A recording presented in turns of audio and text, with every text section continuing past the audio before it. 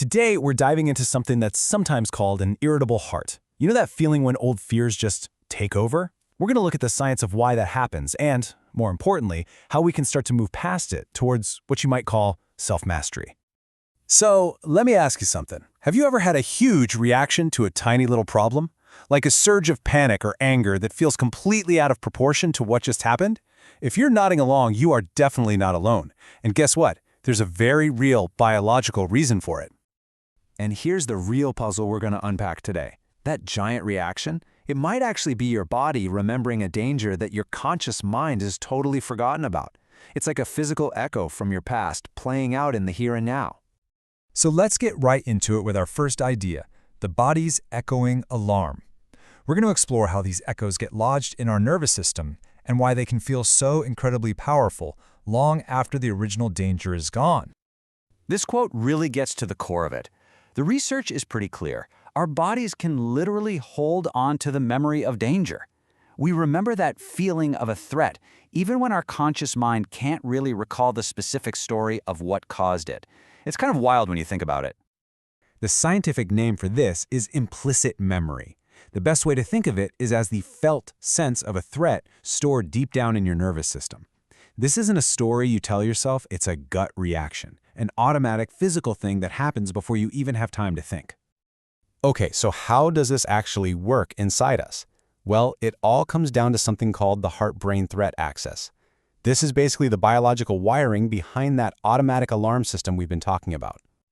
It works like a lightning-fast feedback loop. First, you notice a cue, maybe a certain tone of voice or a stressful email. Second, your amygdala, which is kind of like your brain's smoke detector, flags it as a possible threat. Third, your heart and body instantly react. Heart pounds, muscles tense up. And finally, your brain feels all that physical stuff and confirms, yep, this is dangerous. You know, there's actually a way to measure how well this whole system is regulated. It's called heart rate variability, or HRV. It's basically a measure of your body's adaptability. A higher variability means your nervous system is flexible, resilient. But a lower, more rigid variability, that can suggest your body's kind of stuck in a state of stress. Now this is the crucial part. When we experience a lot of stress or trauma in childhood, this entire heart-brain axis gets wired for survival. It becomes super sensitive, creating a state of what's called chronic hypervigilance. It's like that smoke alarm is just always on, ready to blare at the slightest puff of smoke.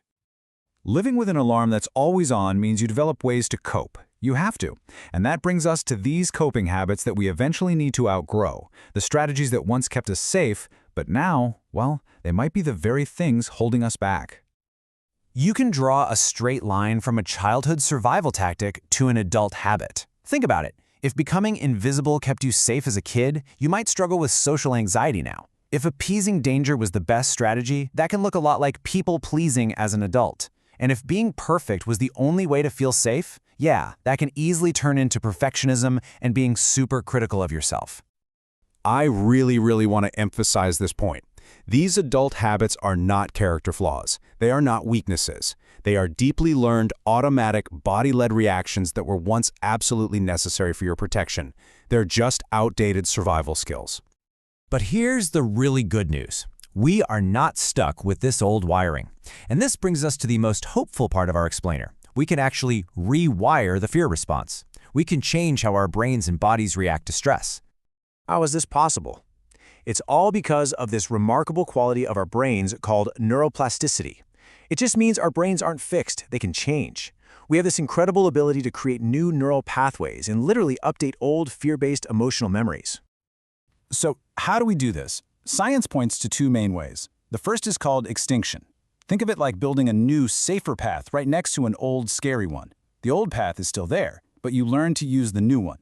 The second, reconsolidation, is more like going back to that old path and actually repairing it, updating the original fear memory with new, safe information so it's not so scary anymore. But here is the single most important ingredient for any of this to work. For your brain to create these new safety pathways, you have to experience the old trigger, the thing that sets off the alarm, while your body is feeling fundamentally safe in the present moment. That feeling of safety is the key that unlocks the change. All of this leads us to our final section, the journey to self-mastery. And it's really important to understand that this isn't about eliminating fear. It's about fundamentally changing our relationship with it. True self-mastery isn't about never feeling afraid. It's the opposite. It's about having the capacity to feel the fear, to listen to what its signals are telling you, and then to consciously choose how to respond, instead of just letting an old automatic program take over. This is the internal shift we're talking about. The old fear script might say, I am unsafe, while the new narrative you're building says, I can create safety. The old script says, I must appease others to survive. The new one says, I can listen to myself and act on my own values. So when you boil it all down, this whole journey is about re-educating our nervous system.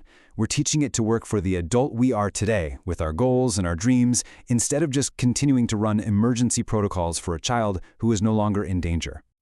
And that leaves us with a final question, one that's both literal and symbolic. To truly outgrow fear and reclaim your life, are you willing to finally stop and listen to what your heart and your entire nervous system has been trying to tell you?